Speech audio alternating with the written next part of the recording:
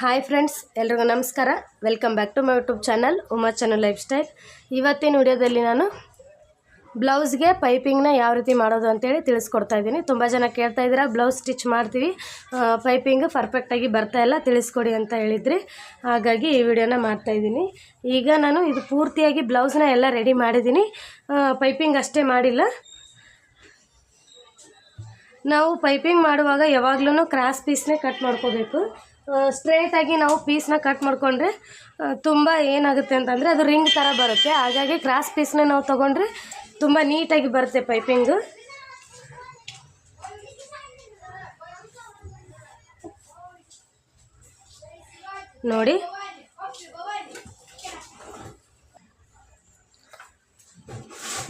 ನೋಡಿ friends, cross ಪೀಸ್ನ ಮೊದಲಿಗೆ cut ಮಾಡ್ಕೊಳ್ಳಿ.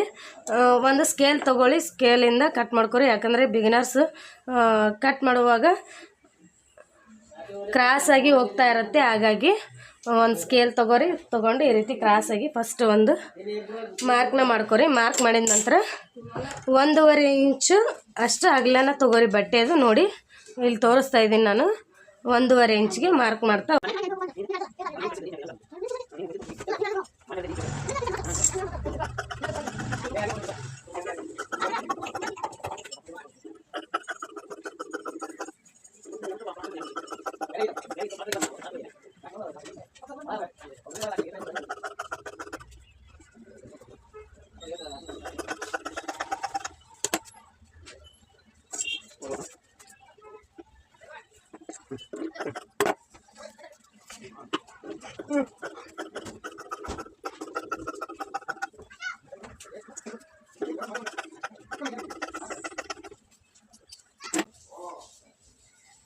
ನೋಡಿ, ಇವು ಕ್ರಾಸ್ ಪೀಸ್ನ ಕಟ್ಟಿಂಗ್ ಮಾಡ್ಕೊಂಡಿದ ನಂತರ ಏನು ಮಾಡಿ, ಅಷ್ಟನ್ನು ಫಸ್ಟು ಇವನ್ನ ಜಾಯಿಂಟ್ ಮಾಡ್ಕೊಳ್ಳಿ. ಈ ರೀತಿ ಇಟ್ಟು ನೋಡಿ, ಈ ಚೂಪು ಮತ್ತು ಈ ಚೂಪು ಎರಡು ಏನಾಗಿರಬೇಕು ಅಂದರೆ ಅಪೋಸಿಟ್ ಸೈಡ್ ಆಗಿರಬೇಕು. ಆ ರೀತಿ ನೀವು ಇಲ್ಲಿ ಮೇಲ್ಗಡೆ ಒಂದು ಸ್ಟಿಚ್ನ ಹಾಕೋರಿ.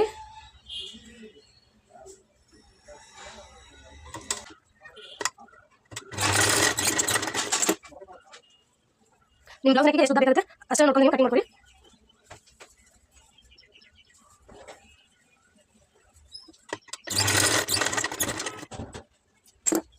ನೋಡಿ, ಈ ಥರ ಜಾಯಿಂಟ್ ಮಾಡಿದ ನಂತರ ಒಂದು ಸೈಡು ಫೋಲ್ಡ್ ಮಾಡ್ಕೊರಿ ಬಟ್ಟೆನ. ನೋಡಿ, ಈ ರೀತಿ ಒಂದು ಸೈಡು ಪೂರ್ತಿಯಾಗಿ ಬಟ್ಟೆನ ಫೋಲ್ಡ್ ಮಾಡ್ಕೊರಿ.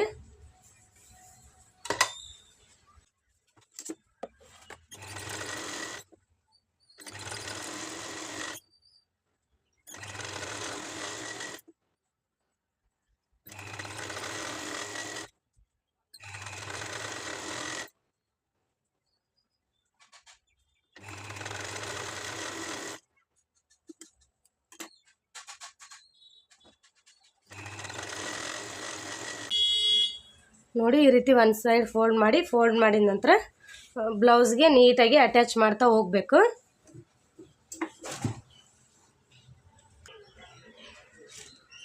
ನೆಕ್ಸ್ಟು ಈ ರೀತಿ ಮುಂದ್ಗಡೆ ಒಂದು ಸರಿ ಹಿಂಗೆ ಫೋಲ್ಡ್ ಮಾಡಿದ ನಂತರ ಬ್ಲೌಸ್ಗೆ ನೀಟಾಗಿ ಅಟ್ಯಾಚ್ ಮಾಡ್ತಾ ಹೋಗಿ.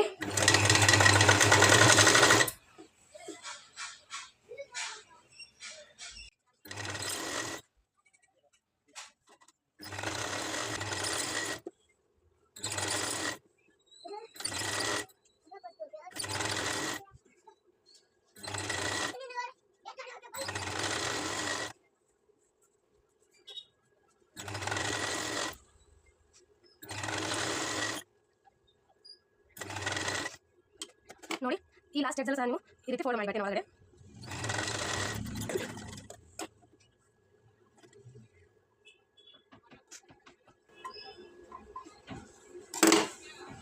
ನೋಡಿ, ನೆಕ್ಸ್ಟ್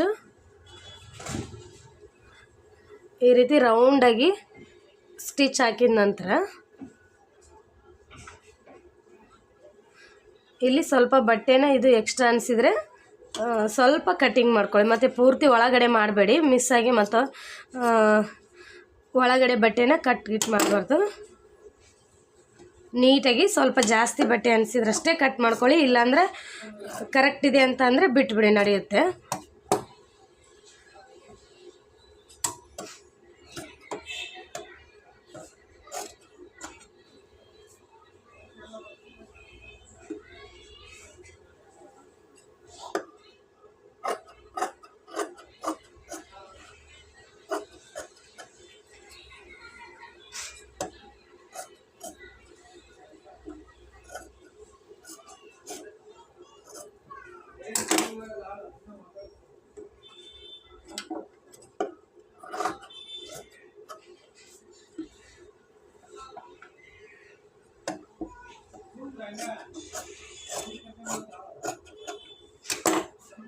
ನೋಡಿ, ನೆಕ್ಸ್ಟ್ ಇದಾದ ನಂತರ ಈ ರೀತಿ ಬಟ್ಟೆನ ಹೊರಗಡೆ ಮಾಡಿ ಚಿಕ್ಕದಾಗಿ ಮೇಲ್ಗಡೆ ಹೊಲಿಗೆನ ಹಾಕಬೇಕು. ನೋಡಿ, ಈ ರೀತಿ ಫೋಲ್ಡ್ ಮಾಡಿ ಇಲ್ಲಿ ಹೊಲಿಗೆ ಬರಬೇಕು, ಆ ರೀತಿ ಹೊಲಿಗೆನ ಹಾಕಬೇಕು ನಾವು. ನೋಡಿ, ಇಲ್ಲಿ ಹೊಲಿಗೆ ಬರಬೇಕು. ನಾವು ಪೈಪಿಂಗ್ ಮಾಡುವಾಗ ಯಾವಾಗಲೂ ಇದ್ರ ಮೇಲೆ ನಾವು ಹೊಲಿಗೆನ ಹಾಕಬೇಕು.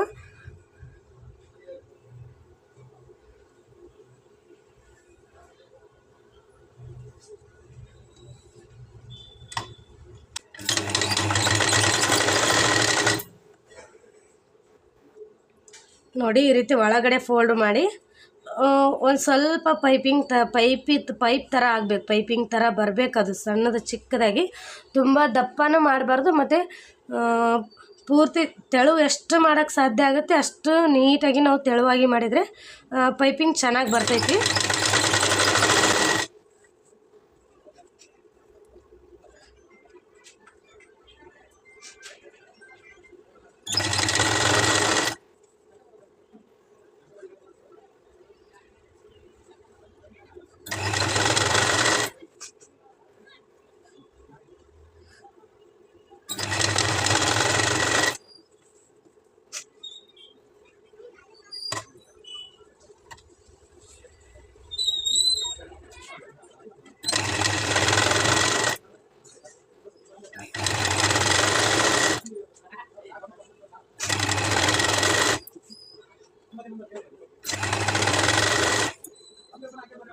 ಸ್ವಲ್ಪನೇ ಮಾಡ್ತಾ ಹೋಗಿ ಸ್ಟಾರ್ಟಿಂಗಲ್ಲಿ, ಯಾಕಂದರೆ ಪೂರ್ತಿಯಾಗಿ ನಾವು ಮಾಡೋದಕ್ಕೆ ಹೋದಾಗ ಕೆಟ್ಟೋಗ್ಬಿಡ್ತೈತೆ ಅದು.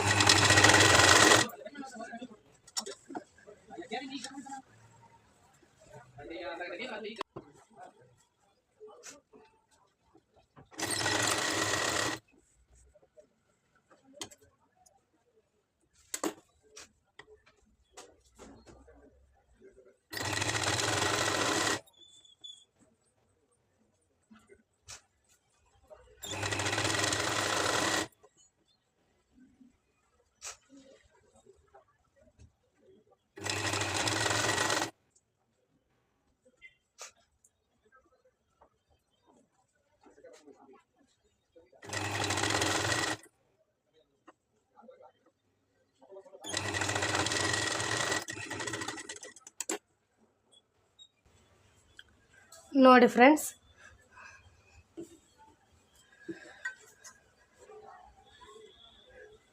ನೋಡಿ ಪೈಪಿಂಗು ನೀಟಾಗಿ ಬಂತು, ಯಾವುದೇ ರೀತಿ ಉಲ್ಟಾ ಬೀಳ್ತಾ ಇಲ್ಲ ಬಟ್ಟೆ. ನೋಡಿ, ಒಂದೊಂದು ಸಾರಿ ಪೈಪಿಂಗ್ ಮಾಡಿರ್ತಾರೆ, ಅದು ಪೂರ್ತಿಯಾಗಿ ಬಟ್ಟೆ ಉಲ್ಟಾ ಬೀಳ್ತಾ ಇರುತ್ತೆ. ಆ ರೀತಿ ಬೀಳಬಾರ್ದು, ಈ ರೀತಿ ನೀಟಾಗಿಯೇ ಬರಬೇಕು. ನೋಡಿ, ಇವಾಗ ಕಾಣಿಸ್ತಾ ಇದೆ ಅಂತ ಅನ್ಕೋತೀನಿ. ನೋಡಿ, ಈ ರೀತಿ ಚಿಕ್ಕದಾಗಿ ನೀಟಾಗಿಯೇ ಬರಬೇಕು ಪೈಪಿಂಗು. ನಾವು ಏನು ಕ್ರಾಸ್ ಪೀಸ್ ತೊಗೊಂಡು ಮಾಡಿದರೆ ತುಂಬ ನೀಟಾಗಿ ಬರುತ್ತೆ. ನೋಡಿ, ಇಲ್ಲಿ ನೋಡಿ ಹೊರಗಡೆನೂ ಎಷ್ಟು ನೀಟಾಗಿ ಬಂದೈತಿ. ತುಂಬ ಬಟ್ಟೆ ಇದ್ದರೆ ಅದು ಫೋಲ್ಡಾಗಿ ಹೊರಗಡೆ ಬೀಳೋ ಚಾನ್ಸಸ್ ಇರುತ್ತೆ. ಬಟ್ ಇಷ್ಟಿದ್ರೆ ಏನು ಪರವಾಗಿಲ್ಲ, ಯಾವುದೇ ರೀತಿ ಪ್ರಾಬ್ಲಮ್ ಆಗೋದಿಲ್ಲ.